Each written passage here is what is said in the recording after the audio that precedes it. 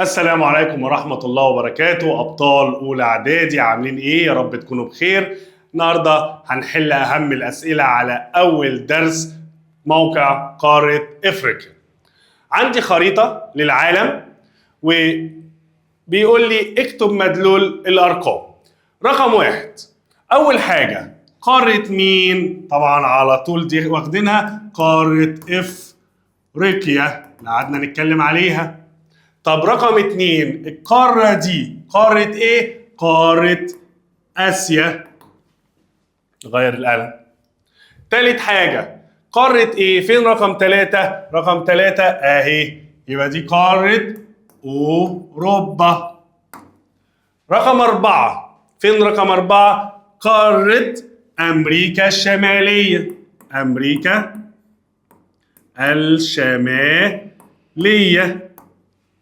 رقم 5 على طول تحتيها تبقى أمريكا الجنوبية. خلاص بقى مش هنكتبها تاني، هنكتب الجنوبية.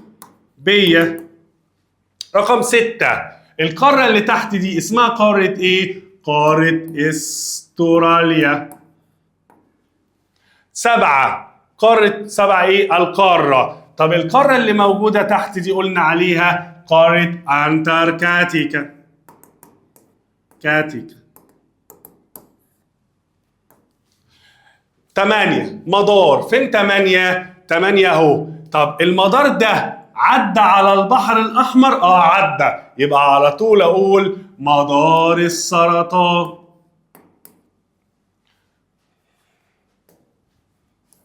اكتبها تاني. هنا 6 استراليا، هنا القارة القطبية الجنوبية أو أنتاركتيكا، هنا مدار السرطان. طيب 9، فين رقم 9؟ كل ده رقم 9، يبقى ده المحيط الإيه؟ الأطلنطي. طب 10، محيط تحت آسيا يبقى المحيط الهندي.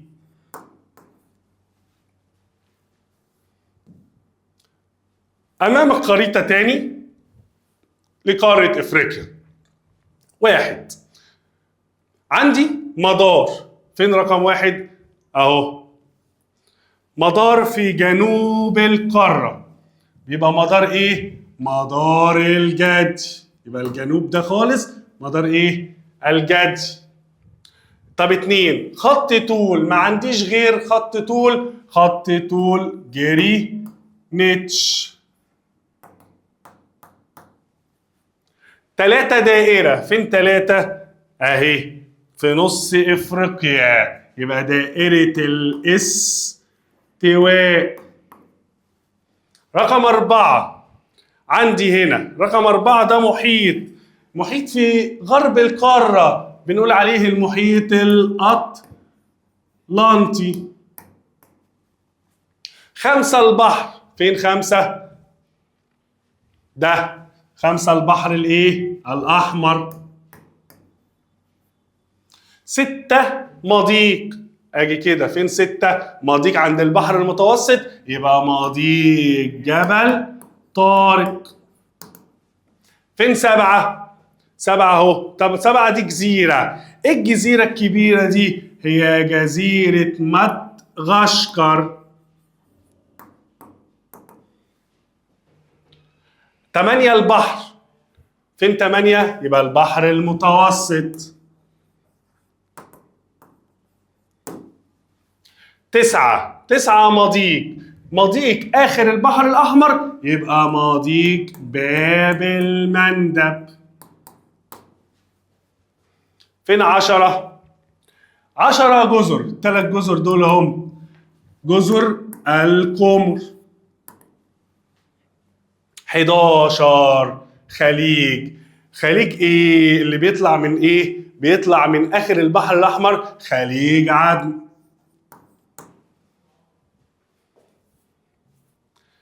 بعد كده بيقول لي أكمل العبارات الآتية بما يناسبها. تعد قارة إفريقيا هي ثاني قارات العالم مساحة بعد قارة مين؟ بعد قارة آسيا. تطل قارة افريقيا على بحار هامة. البحار يبقى البحر الاحمر والبحر المتوسط. يقع نحو قد ايه من مساحة القارة الافريقية في نصف الكرة الارضية الشمالي؟ تلتي المساحة في نصف الكرة الارضية الشمالي، وتلت بس الاخير فين؟ في الجنوبي. يفصل المحيط الاطلنطي قارة افريقيا عن قارتين. المحيط الاطلنطي فاكره بيفصلنا عن قارة امريكا الايه الشمالية وامريكا الايه الجنوبية. يمر بقارة افريقيا 3 دوائر عرض رئيسية، هي دائرة الاستواء ومدار الجدي ومدار السرطان. يفصل قارة افريقيا عن قارة اسيا البحر الاحمر. يفصل قارة افريقيا عن قارة اسيا البحر الاحمر والمحيط الايه الهندي. تشرف قارة افريقيا على ممرات مائية مهمة. مثل افريقيا فيها ممرات مضيقين، مضيق باب المندب ومضيق جبل طارق. نشأت على أرض قارة إفريقيا أقدم الحضارات في أو مثل حضارة إيه بس في السودان، هي حضارة كوش. اسمها إيه؟ كوش. امتد التأثير الحضاري المصري في إفريقيا إلى أعالي منابع نهر النيل. امتدت الممالك الإسلامية في إفريقيا حتى وصلت إلى هضبة البحيرات الاستوائية. نشأت في إريتريا وأثيوبيا حضارة إكسوم. نشأت حضارة قرطاج فين؟ في تونس. اهتم الخديوي إسماعيل باشا باكتشاف منابع النيل ووصل حكمه إلى جنوب دائرة الاستواء. اكتب كلمة صح أو خطأ أمام العبارة. تتمتع قارة إفريقيا بأهمية استراتيجية كبيرة عبر العصور. صح. يعد الحفاظ على أمن سيناء ضرورة للحفاظ على الأمن القومي المصري. صح. تعرضت مصر وقارة إفريقيا للعديد من الحملات الاستعمارية. طبعا. وصل المصريون القدماء إلى السودان والقرن الإفريقي. خطأ. ده في العصور الحديثة.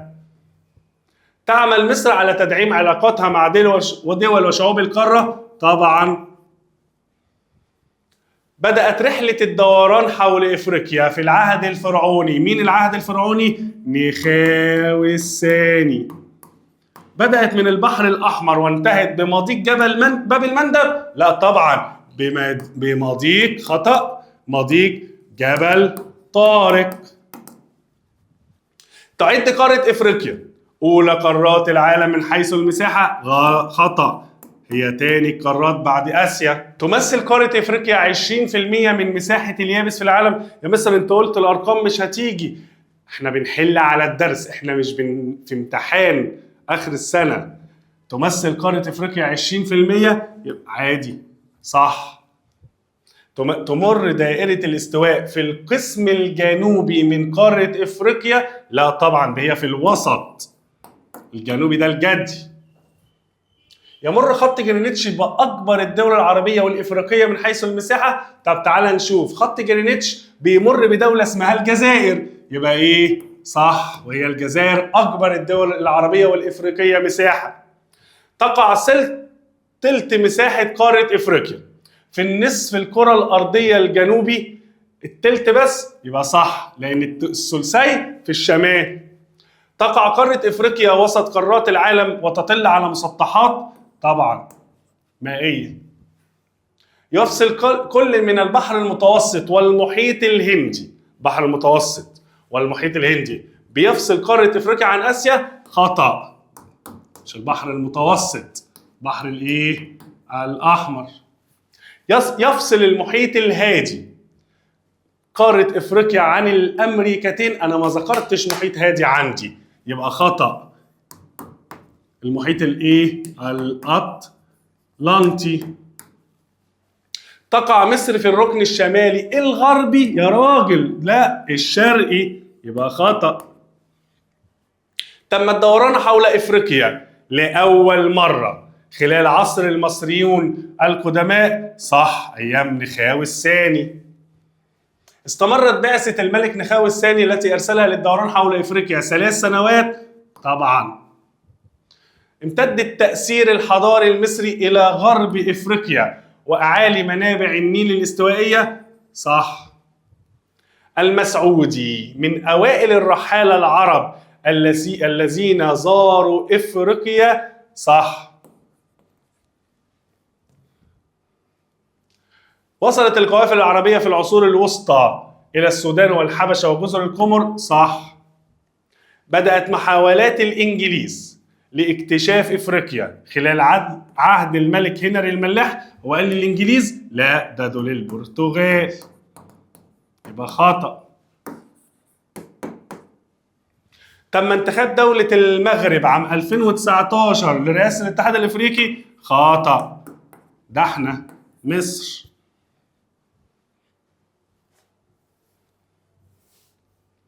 اختر الإجابة الصحيحة مما بين القوسين.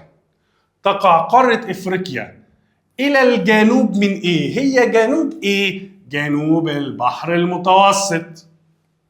طب المسطح المائي الذي يفصل افريقيا واوروبا ده برضه البحر المتوسط. يصل مضيق جبل طارق بين البحر المتوسط، بيوصل البحر المتوسط بالمحيط الايه؟ الاطلنطي.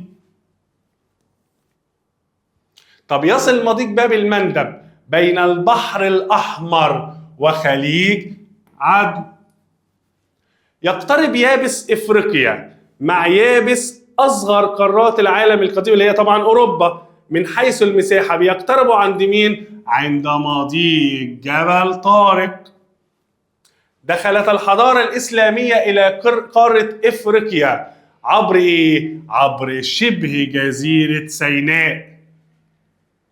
بدأت بعثة الملك نخاو الثاني للدوران حول إفريقيا من البحر الأحمر وعادت إلى مصر عبر مضيق جبل طارق.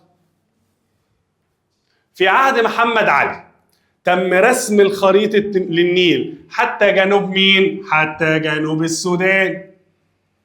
استطاع ابن بطوطة خلال رحلاته بقارة إفريقيا أن يخترق الصحراء الكبرى حتى وصل إلى دولة اسمها دولة مين؟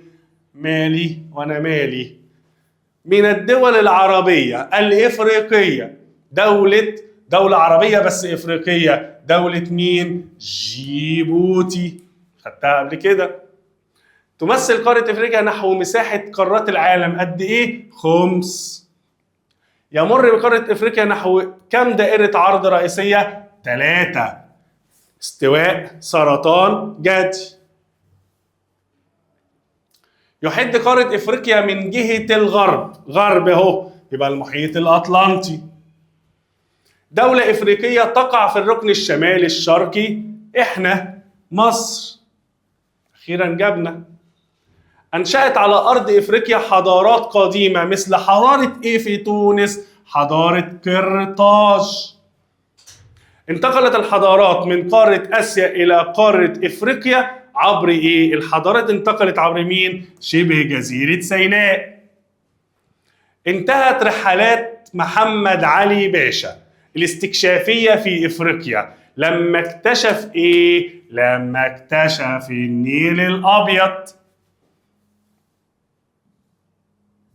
لمن تنسب الأعمال؟ ملك مصري أرسل رحلاته، ملك وأرسل رحلات، يبقى ده مين؟ نخاو الثاني. حاكم مصري في العصر الحديث عندنا له دور في اكتشاف منابع نهر النيل عام 1839، محمد علي.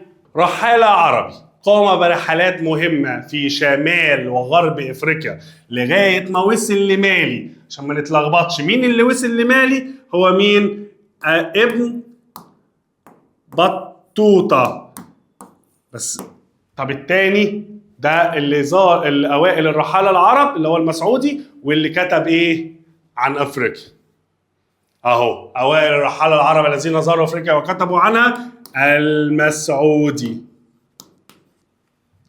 حاكم مصري وصل حكمه الى جنوب دائرة الاستواء، مين؟ الخديوي اسماعيل. رحالة مصري قام ب4 رحلات نحو الجنوب في عصر الدولة القديمة. أول واحد قلناه خالص هو حرخوف. كده حلينا أهم الأسئلة على أول درس. أشوفكم على خير، يا رب تكون استفدتوا. انتظرونا في الحلقات الجاية والدروس الجاية، والسلام عليكم ورحمة الله وبركاته.